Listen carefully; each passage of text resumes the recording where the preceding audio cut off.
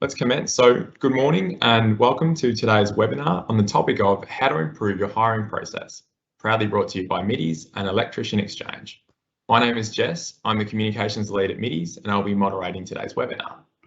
Before we get started, there's a few housekeeping things to cover off. Your lines have been muted to avoid background noise. If at any point you have a question, simply type it into the Q&A box towards the top of your screen and I'll get to them as I go through the webinar. This webinar is being recorded and you will receive an EDM with a link to view the recording should you choose.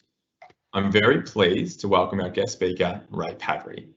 Ray is a qualified chartered accountant, having qualified from Pricewaterhouse Sydney in 1987. Between 1987 to 1996, he worked for large organisations until 1996 when he decided to leave large corporate life and start his own business. He has since then run various small to medium-sized companies, so he understands how large and small to mid-sized businesses work. Since getting on his own, Ray has been involved in various career coaching, job board businesses, as well as a 10-year stint into recruiting and labour hire for the electrical industry. This was all until 2018 when he launched electricianXchange, an independent company incubated initially within Nika, Victoria. For the first year or so, electricianXchange operated mainly as a jobs board. Ray realised the market wanted something different, so he got in a car and spoke to the owners of 50 RAC businesses and another 200 or so A-grade electricians and apprentices in terms of what the market wanted. And that's where the current version of electricianXchange's present idea came from. A new version of electricianXchange was launched in Feb 2021, and since then has had many early adopters within our industry jump on board. It gives me great pleasure in introducing Ray, the founder of electricianXchange, to you today. Good morning, Jess. Morning, Ray. I'm just sending your presentation live. Great. Well, good morning, and just thought while that's coming on board, my focus for today is showing how to leverage staffing, how to leverage employment for what are small, medium-sized businesses that are, I guess, in the main what the industry is all about. I think industry stats suggest that 97.8% of the industry are businesses with less than a staff of 16. So being able to leverage staff in what's a small to mid-sized business is critical, and my talk is around that. Now, Jess, I haven't got the presentation in front of me as yet. It is live. Okay, all right, let me just actually put that down. So can you see my screen now? Yes. Great, all right, guys. Well, in terms of where the industry is at is perhaps my starting point for today. In terms of the two stakeholders, the individual looking for work and the employer, these two stakeholders, they go through what I call a black box. And that black box is either a jobs board like Seek, a jobs aggregator like Indeed or Jura, social communities like Facebook, LinkedIn, one that I'll be talking a lot about today, labour hire agencies or personal referrals. But quite often in a Chinese whispers scenario, I guess what happens in that black box, doesn't bode too well for the two stakeholders on the other side. And through the presentation, I'll certainly cover that. If we have a look at how that process works, there is the need initially for the electrician or apprentice. There's a job spec defined, whether it's in someone's head, whether it's on a piece of paper given to a labour hire company, written out as a job ad for job boards. That's placed. There's an agency search. Resumes are received, shortlisted. Interviews begin. Finalist is chosen. References commence. Are they okay? If they're not, you go back. Now, if we have a look at the way job boards work, a majority of their time goes in trying to find those resumes in the first place. So it's a 28-day cycle for job boards, and quite often people get what they're looking for from the 100 CVs to the one or two thereafter. But more often than not, if they wait for that whole 28-day cycle, the individual that's provided their resume on day number 2 or 3 quite often would have already found something, because the way this industry works, people come online, which is available for work, and go pretty quickly because they found work quickly. So that 28-day cycle doesn't help, from a jobs board point of view. And quite often, as I've heard from a lot of individuals that I've spoken to, that keeps extending, where they might have to extend that out or provide multiple or pay on multiple fronts to seek. If we look at from a labor hire point of view, you've introduced someone from a Chinese whispers point of view between you and the ultimate stakeholder. So every time the labor hire company calls them up to book an appointment, they try you, you're not available. Many a slip between the cup and the lip, and there is not just the cost, but the dissatisfaction of someone not precise being made available. There are some certain, I guess, furphies or aspects that get thrown around, and I'm going to cover that now. One of which is what I'd heard from one of the RECs, where he told me, look, Ray, one of my labor hire company has told me if I use them for 3 months, it's totally free. And it beggars belief that labor hire companies would be in the charity business. So I guess the question that I asked was, look, how much are you paying the labor hire company, per hour for these guys? Approximately what, 57 to 65, because that's the range that they'd charge. And he said, yeah, look, we're paying around the $57, $60 mark. And the question then was, what about the individual? You don't reason they'd be paid the same amount, right? They'd be paid something less than that. What, around the 38, 42? Yeah, he said $40 an hour. So the difference between $40, which is what they pay the job seeker, the electrician, and the labor hire company being 65, that $15 an hour, if you look at it over a month, which is, let's say, 200 hours in a month, that's $3,000 a month that they would have paid. That's $9,000 over that 3 months. And the fact that it's free is a complete furphy. The other one that I've heard is I use labor hire because it offers me free credit. But there's two very different things happening out here. One is staffing, one is financing. And if you muddy the two, quite often it becomes very difficult to figure out how expensive your staffing component is. In this day and age where interest rates are as low as they are, financing is really not that expensive. So to pay $9,000, if you would certainly get much better options if you went to a financier. In fact, I offer you this: take out your calculator, put down the dollar amount that you have, put it on your Amex or your credit card, narrow it down for 3 months, and you'll find that that's still less than what you're paying in terms of that $9,000. And the third one is they look at labor hire companies because they handle all the legal aspects of hiring.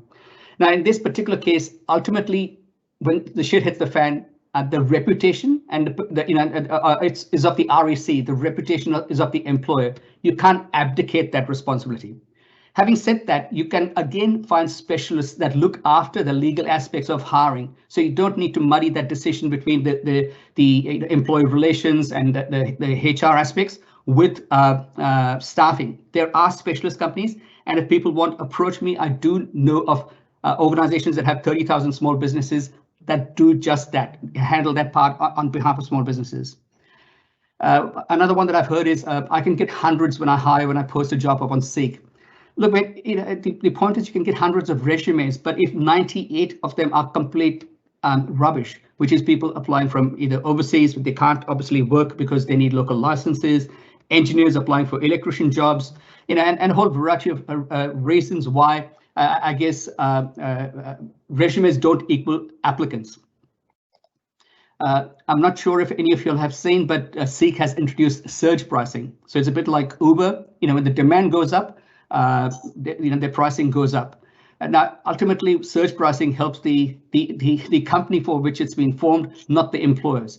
Because when it's very busy, you can't just scale your prices up and down because in that particular window, the demand for that electrician has suddenly gone up. This is a nice one. Seek helps employers and job seekers find each other. With 100 resumes, with some of the resumes having people's McDonald's experience on page 1 and their most relevant experience on page 4, for an employer to sift through 5 to 6 pieces of paper multiplied by 100 to find that individual, I don't know how it's facilitated towards that aspect of these two stakeholders quickly finding each other. So in terms of what electricianXchange does, I always like beginning things from a helicopter point of view. So it puts employers in touch with electricians or apprentices without going through any labor hire companies, recruiters, or job boards. It's a direct marketplace between the two stakeholders, employers and electricians. Again, from a helicopter point of view, it allows the job seeker to create their profile. It then gets pinpointed on a Google map as a green dot or a red dot, green being those that are available, red being those that are unavailable.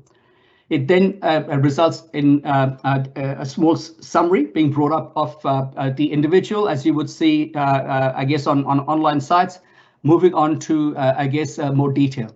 Now, because this is fairly small, I thought I'd take you to the live site. So this is, for example, let me just make sure we're quickly logged in. So this takes you to the live site, electricianXchange.com. It provides those brief details, provides the geography of where the individual's at, so you can see where the individual's located within a 30 driving radius, what their rate is, and you can bid back and forth, and has a chat feature.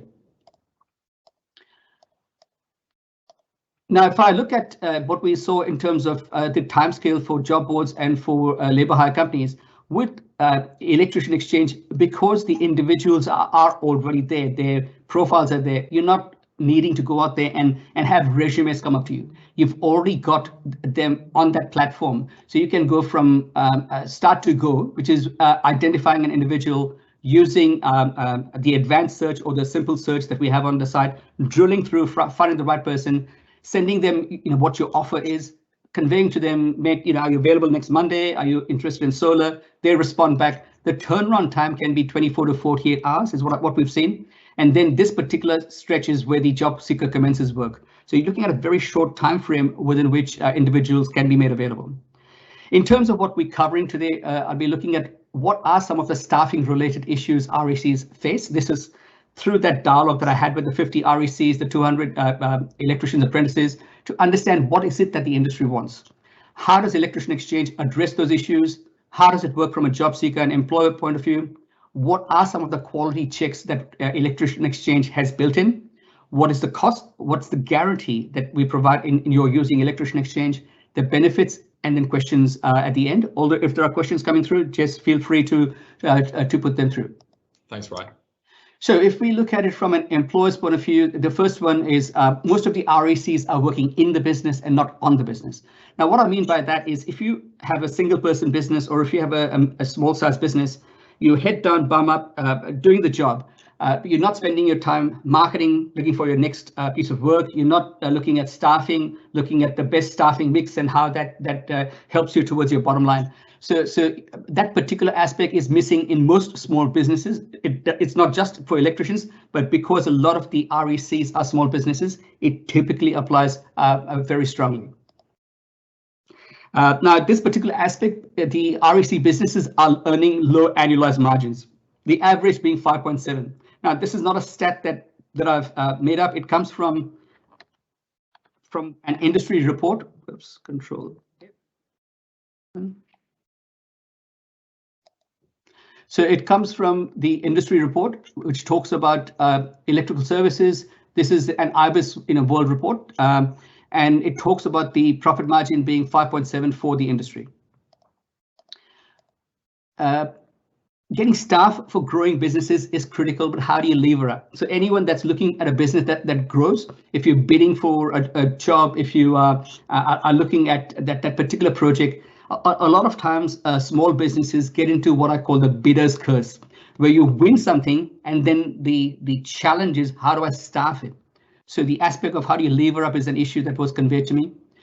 Managing between permanent, subbies, casual. So when you are able to twist and tilt that combination to have the best impact on your bottom line based on your break-even point, which again, if people want just chat to me, I'm more than happy to guide how to improve that bottom line through playing around with that staffing mix, but in a manner that not only helps the business but helps the industry as well. Because ultimately, electricians and apprentices want to work. They don't want to sit on a bench when things are quiet. There's no means to redeploy excess staff. So this is where it allows the REC, if they've got people on a permanent basis, to be able to subcontract them out through the site. Labour hire services bleeding the REC industry dry. So we've seen about anything from $3,000 to $9,000, I guess, being spent.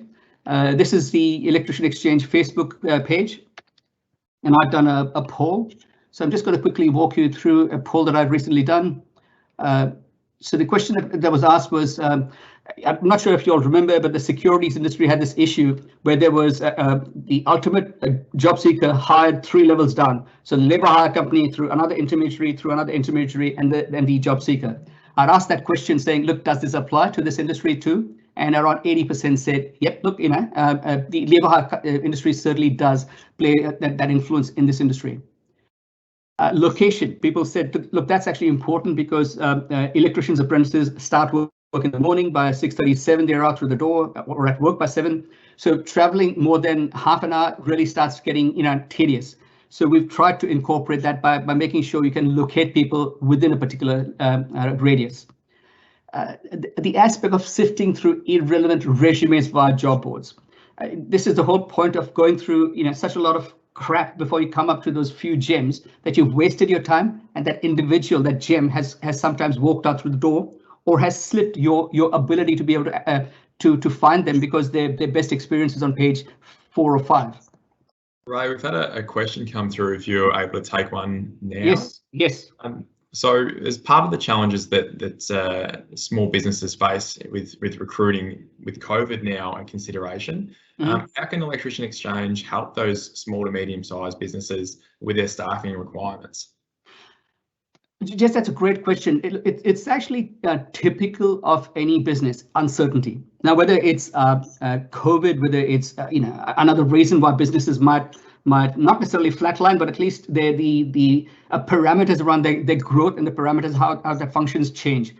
It's all the more reason why when you do have the ability to pivot down, pivot up, and you never know when something like COVID hits you from outside of the left field. So it's actually quite a good example of where a staffing portal and ability to do that is very relevant. I hope that answered it, but I'm happy to take on a follow on if there is.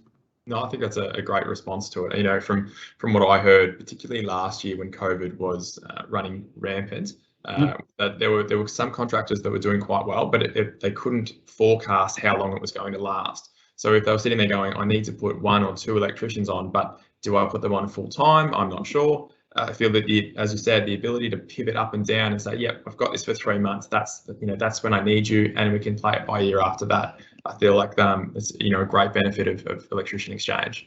Spot on, man. From a job seeker's point of view, so from the A-grade electrician or apprentice's point of view, and A-grade if it's contracting, the inability to get work on demand. And what I mean by that is, you're working, you're suddenly made redundant, you suddenly find that there's not enough work.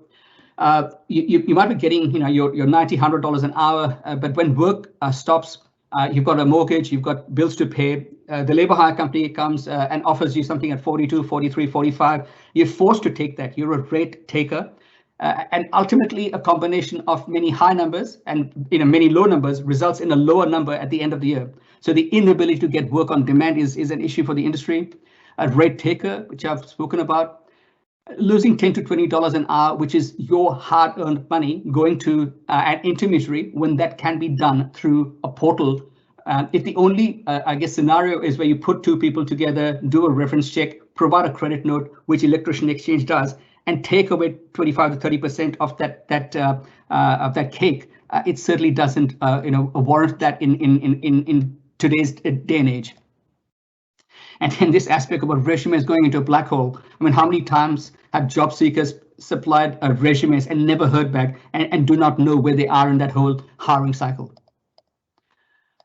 In terms of how electricianXchange addresses these issues, I've gone through a fair few of them in the previous slide, but working in the business, not on the business. With electricianXchange, you can go out there and create your availability so that as soon as your job finishes, you can make yourself available in 15 days from now. So when the data line clicks through, when that 14th day comes in, an employer looking in will see that you're available. Earning low annualized margins, just not using that labor hire company and then looking at your staffing mix to have the best outcome, you can start to look at how to improve that annualized margin.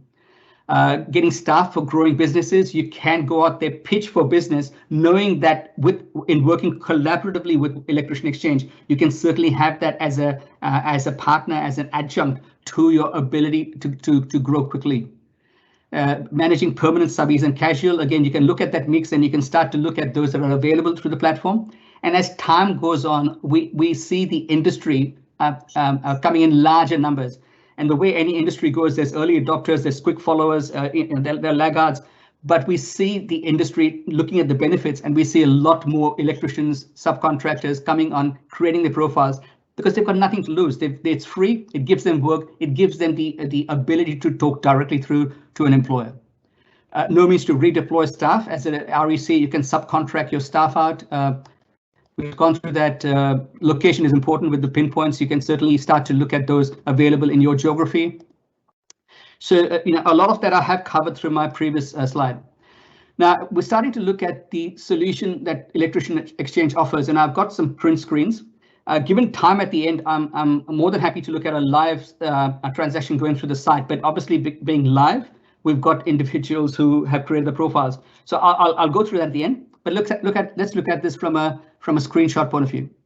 So what I'll be talking about is the registration process, filling out the personal details, including aspects about the type of work and the rates you're after, the bidding and the reference checking, and how do you upload your documents at the tail end of it.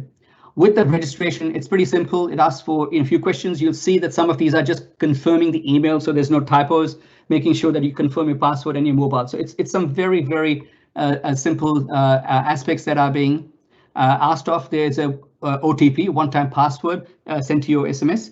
That eliminates all of the overseas traffic because only people with local mobiles can apply to this. You then go into the aspect of selecting whether you want permanent or subcontract work. With permanent, let me just go back to the previous slide. Permanent work, it allows you to go through. Okay, let me just. So we've gone through the slide. Okay, so with that, it allows you to put down what is the time you want the individuals for. It allows people to put down, what day of the week is it from and to. So in this case, it's the 10th of Feb to the 31st of December. There's a whole bunch of parameters and through a series of drop-down boxes that the individual can fill out. The dates, in terms of the dates desired, the rates that they're after.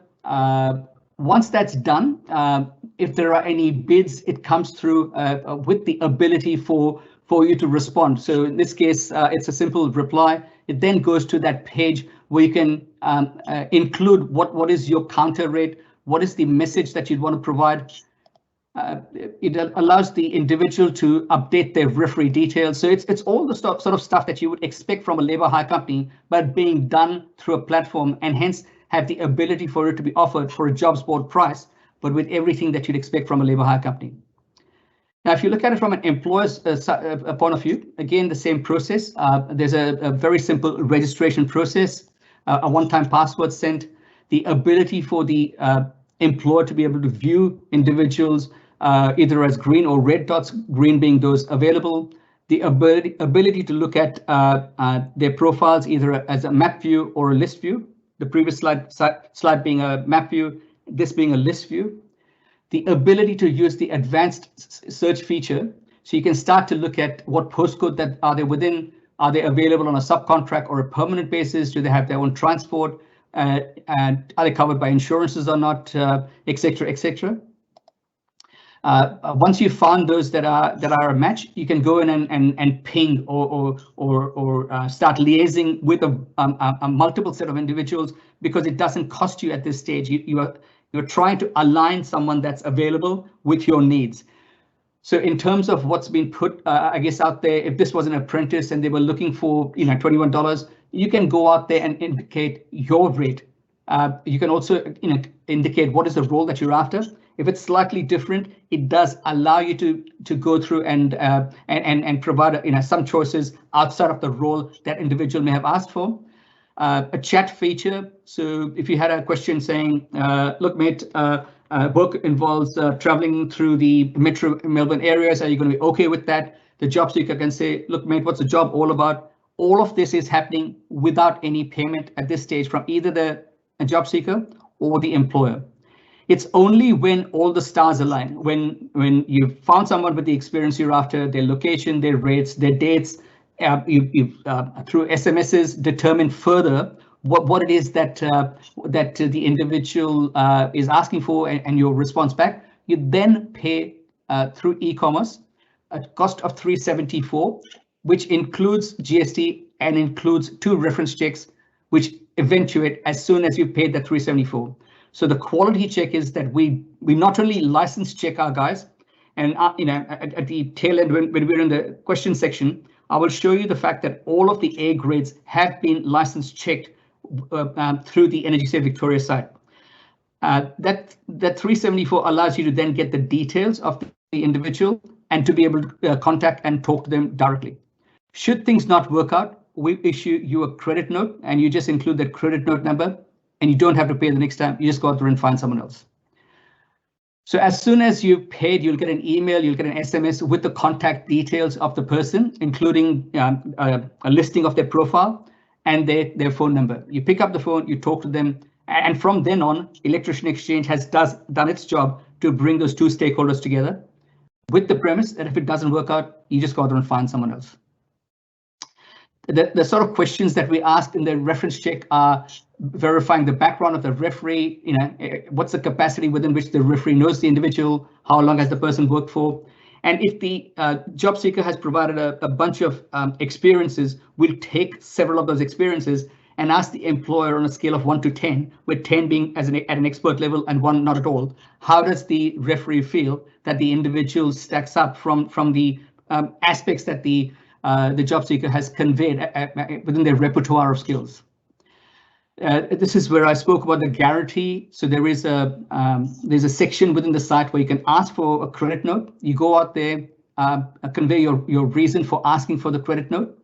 And in this case, it says the job seeker did not provide referee details in time. That could be a reason, or you might pick up the phone and you might decide to keep get that engagement and the dialogue going. So the choice is totally up to the employer.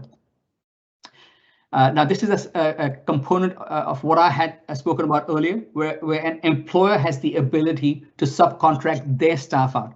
Now, this can be a single person employer that goes out there and finds someone else, or it could be an employer with multiple staff. So if you are a single person REC, you just go out there and click on the section want work. Obviously, if you're looking for staff, you'll be clicking on the want staff. But if you are looking for subcontracting yourself or your staff, you'd go into want work. You go out there, create the employee's name. So as the employer, you have the control of putting down the rate, putting down their details, receiving that, and then making sure that you are able to subcontract that individual out. Just be wary that in Victoria there are now laws where if you are subcontracting out staff, you need to have a labour hire or subcontracting out license. It's from what I understand, it's about $1,500 for a 1-person, 2-person small business. So the amount of money that you're saving, instead of going to a labour hire company, pick up that license, and if it's genuine, the industry is meant to weed out, in fact, those labour hire companies that are trying to, I guess, distort the market. So in a genuine capacity, an REC that's looking at subcontracting out, there'd be no issues, and the cost is minimal. So just go out there and take that up. In terms of the benefits of the platform, Jess, how are you doing for time? Yeah, we're okay, Ray. We're doing really well. Good, mate, good. So in terms of the benefits of the platform, we're talking about there is no cost at the entry stage. For the job seeker, nothing at all. So if you're looking for work as a subcontractor, as an A-grade electrician, as an apprentice, and again, one of the things from an apprentice point of view is because apprentices need work across a variety of spectrums, through the platform, it does allow that apprentice to also find work so that they can get that whole spectrum of experiences that one needs to become a good A-grade electrician. But it's at no cost to the job seeker, and it's at a cost of $374, including GST, including references for the employer, but only when everything aligns. So all of the costs, the rates, the timing, etc., aligns. Now, if you look at the other alternatives with the job boards, you pay your price upfront. You pay the $374 upfront, or I think it's about 300 thereabouts for a Seek ad. You have no assurance in terms of the quality. You go through all of that crap, and if nothing works out, you're still left holding the can, looking for someone else. With electricianXchange, we are allowing that alignment to be as close as possible, and the payment only when all of the stars align with a credit note. Obviously, with labor hire companies, it's a totally different ball game because you're paying in the thousands, if not tens of thousands. Yeah. It's a yes, mate. Sorry, I was just going to say, Ray, sorry to interrupt, but I think the biggest benefit that I've noticed from trialing the platform is just how much time it saves. As you said, contractors spending not enough time working on their business. They're doing all these things outside of it. And if you look at a jobs board like Seek, when you're getting those resumes, it's either you or someone in your small business that's spending 5 to 8 to 10, depending on how many applications you get, going through them. And that's a cost in and of itself, on top of what it actually costs to put that person on. So, you know, the number one problem from contractors that I hear is time. They wish they had more time, and any time that they're spending outside off the tools or managing their own projects is time wasted and money lost. So the biggest benefit in my eyes is using a platform like this to be able to save yourself a lot of time, effort, and money.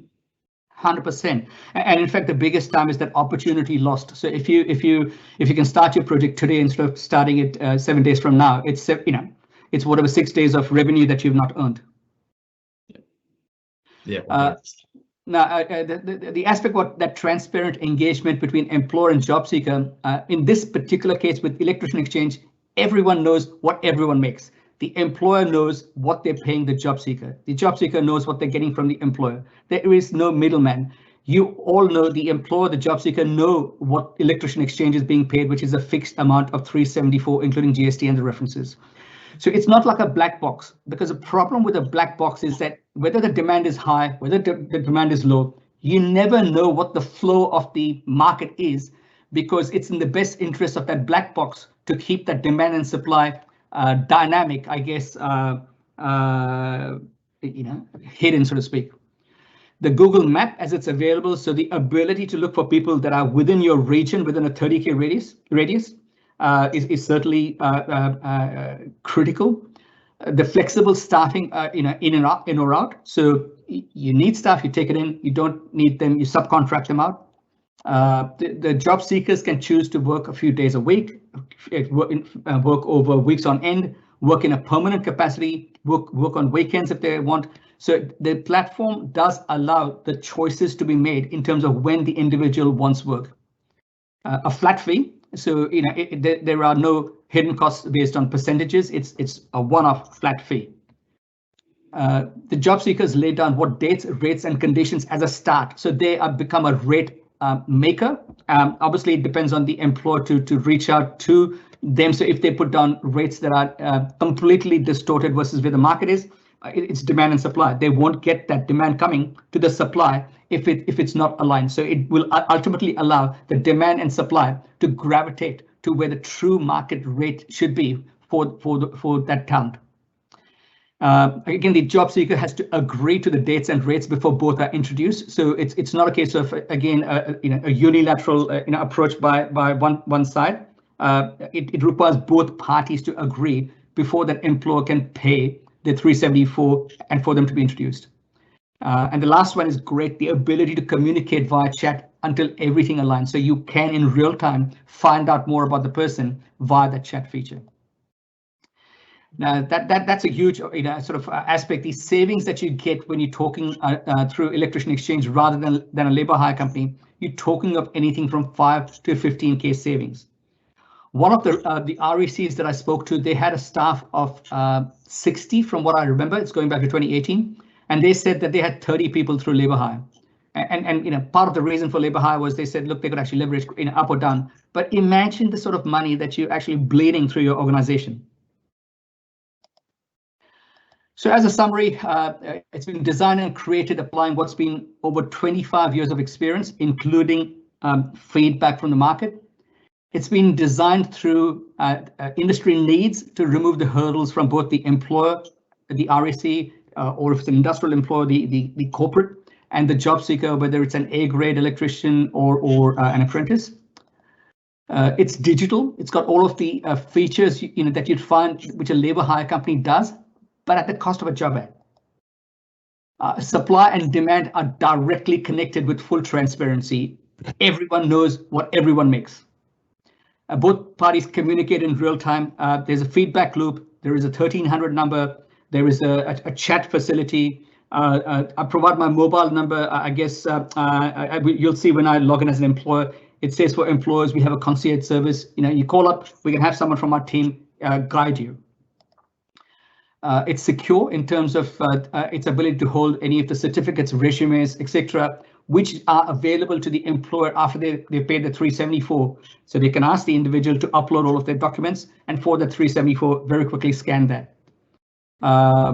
It can act as a great outsourced HR staffing, I guess, platform through which you source, pre-qualified, reference check, and have a guaranteed replacement for a fraction of the cost. It's a modern day interface, so it's easy to use, and it's been tailored specifically for the needs of the electrician industry and the electrician industry only. That brings us to I guess that section where the floor is open for questions. Jess, Smith, I hope. But what's the time? We've done all right. We've done all right. We've done all right. We've got some time for some questions. And one of the questions that has come through is could you explain the bidding process just a little bit further on how that actually works for people that are unfamiliar with this sort of process? Sure. So the way it works is that we do that in day-to-day life. So let's say, if it was a resume received through a jobs board, you pick up the phone and talk about their background, and you say, okay, mate, look, what is it that you're looking for? And they'd say, mate, I'm looking for, 47, whatever it might be, $50, $42 an hour. You'd say, look, mate, look, our budget is 42. Look, I can't do, less than 44. I don't know, whatever that might be. The platform allows you to do that. So the individual creating their profile has indicated their starting position. The employer comes in and puts down their offer. There are 3 iterations, so the job seeker gets a chance to respond. The employer can go back and forth 3 times, asking questions along the way to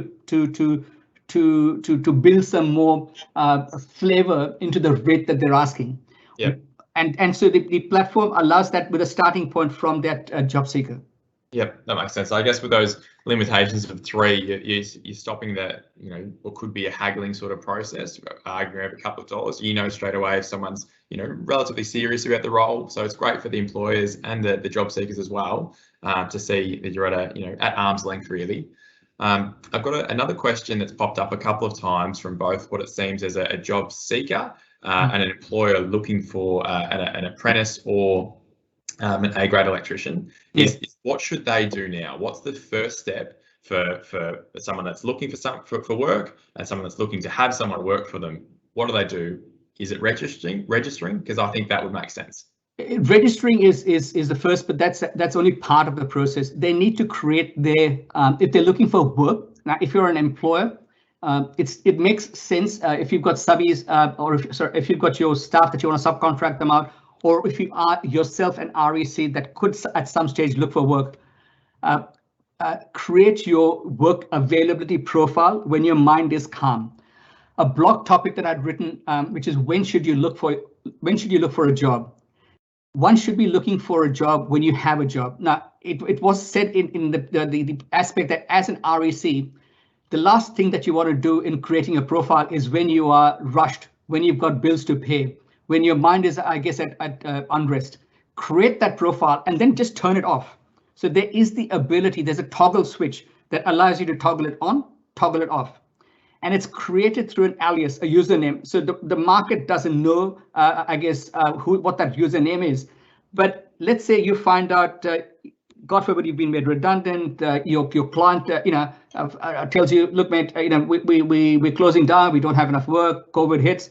You get to the site, and in 30 seconds, press that toggle button, and the profile that you've created becomes green. You then become available for anyone to start being able to approach you.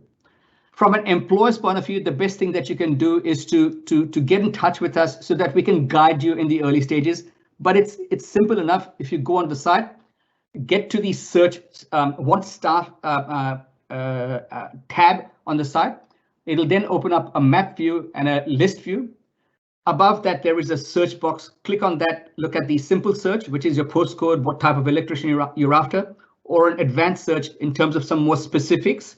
See who's available. If there isn't, don't exit. Get on the phone, talk to us, Because what we can do is we know a lot of people that have been on the cusps of creating the profile and have just stopped short. We can ping them saying, look, there's an employer that's currently looking, create your profile. They would create their profile. We can then take the URL or the link of their profile and send that to the employer so that we can nudge those two in that direction. The price doesn't change, but as the I guess in the early stages, electricianXchange has realized that we'll need to take an active part to create the marketplace and allow that marketplace to communicate with each other. Yep. Is there anything, right? Because that's the bulk of our questions.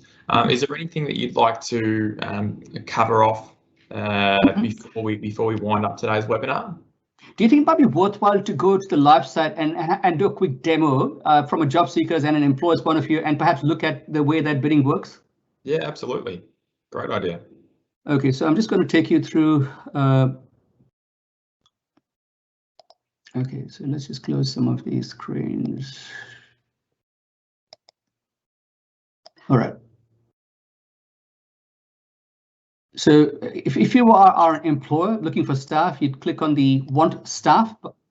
This is, sorry, right, just to interrupt. This is on the PowerPoint section. You'll have to minimize that window. Okay. Share the okay. The new window that you have. Okay. Live.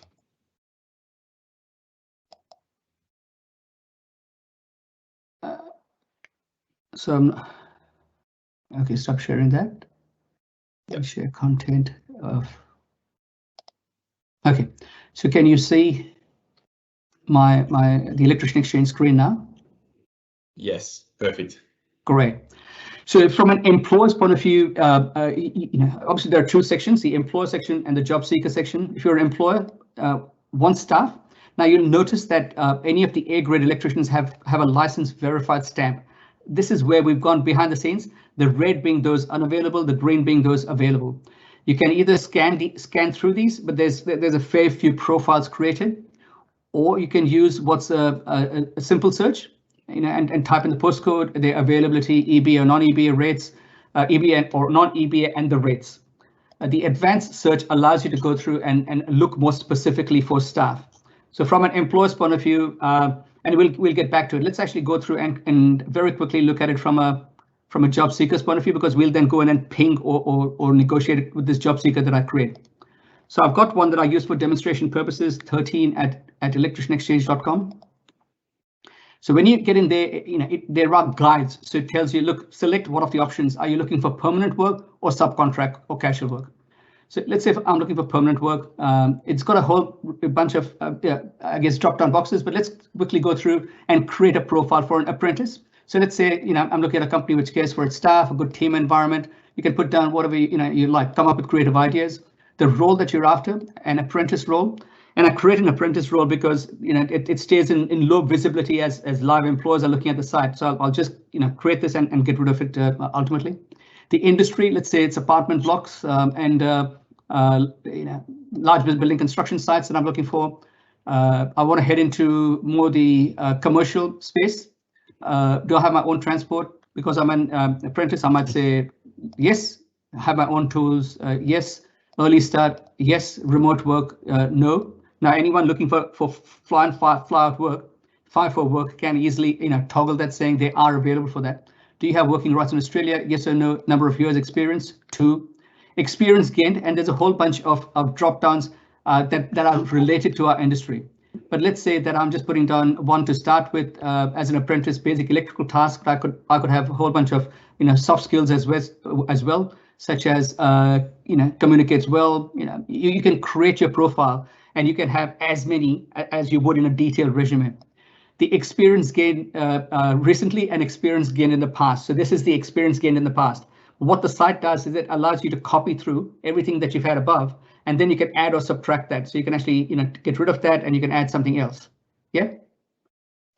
The postcode. So let's say we look at someone around Glenveagh, and then we start looking at whether you're a first to fourth year apprentice, you're a student looking for work, an A grade, L grade, an adult apprentice, or not an electrician, and for people to state that up front.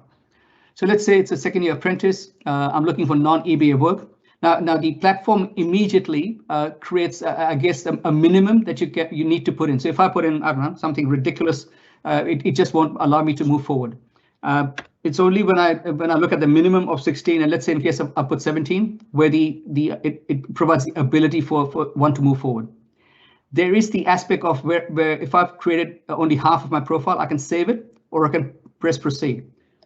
So let's say I've done all of that. It's actually now gone through. It'll go through. It'll save that, and as soon as you've done that, you have the ability to click on that and have a look at your profile and make sure it's been created like you would.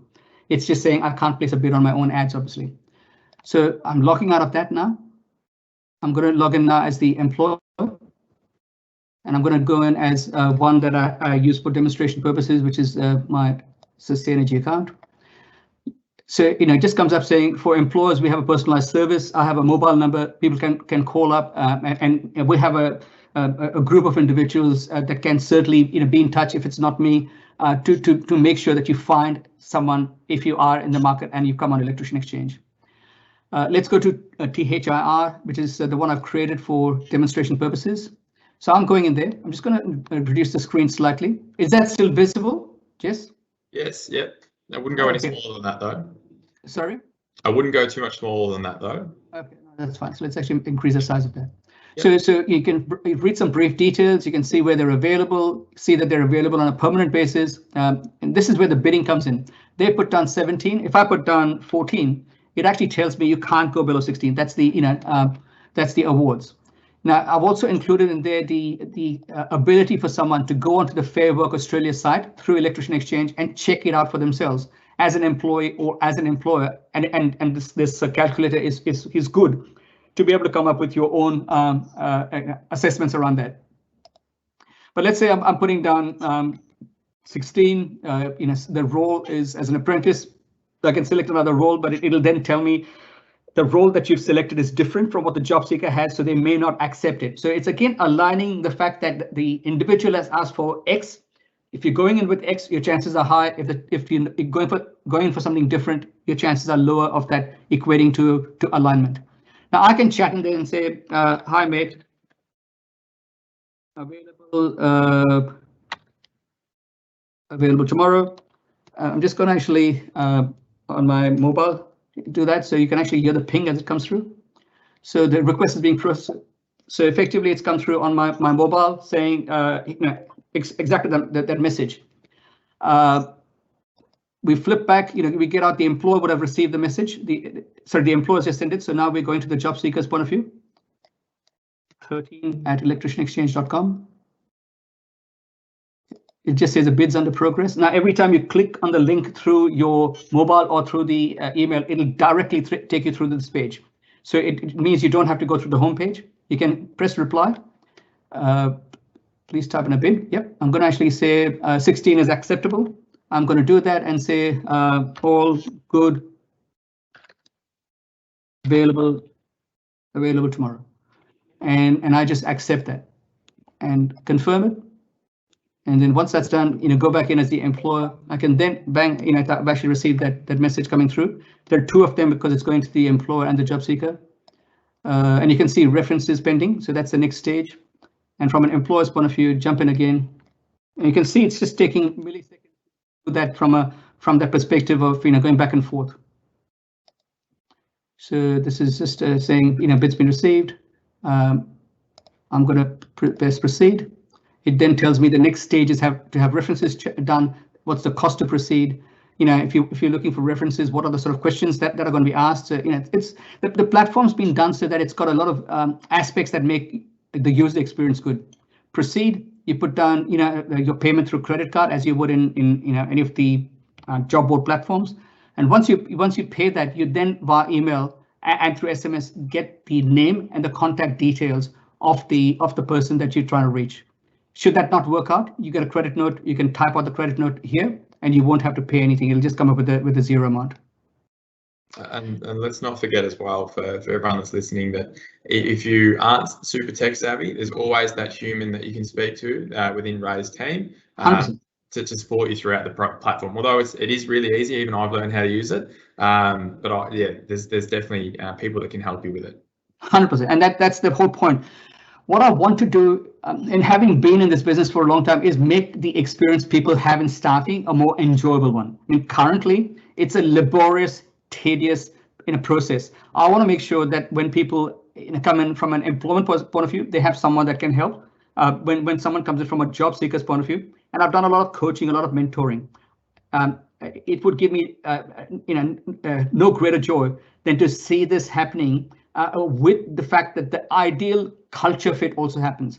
Part of my reason for having a question, what's your motivation to look for work, is to make sure that it's not just the rates and the experience, but the motivation of that individual looking for work and the culture that the employer has aligns as well. Ray, I'm just going to share and send live the last slide of the presentation, as it's got the numbers. Yep. And so just bear with me 1 second. No probes. As that's happening, even if you Google electrician and the letter X, you'll find that we'll come up, because it's I guess it's a brand that's been created for the industry. So it's electrician and the letter X, and you just Google electricianXchange. We should come up as well. There's a 1300 number, 1300 353 364. I've got my mobile out there, and it's just Ray Pavry at electricianXchange.com if you want to reach me. Yeah, I'm having trouble loading that slide. Ray, would you be able to share your content? Yes. Just quickly, sorry, Matt. Sure, not a problem. So, and if I go to the last, let me go. Let me just.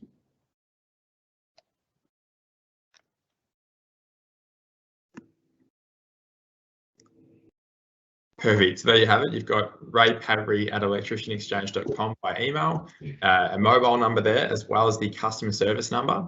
I think that it's been an excellent overview provided of, I guess, the market trends that are happening with labour hire, Ray, the benefits of the platform. I see some great synergy between our businesses as trying to offer our customers more. I feel that this is an excellent way of doing that, particularly, as I said, with in the face of COVID. There's uncertainty. I think this alleviates a lot of that uncertainty and gives the power back to the contractor and the apprentice, and effectively it makes things a lot easier so they can spend the time working in their business. Jess, if I can actually just say, I'd like to thank Middy's because it's been, I guess, really good to see that. But I just want to be thankful to you and your team back at Middy's. Thanks very much, Ray. Well, that does bring us to the end of today's live webinar. So just a reminder to keep your eye on your inbox for the recording of today's session. We will be in touch again with you all shortly.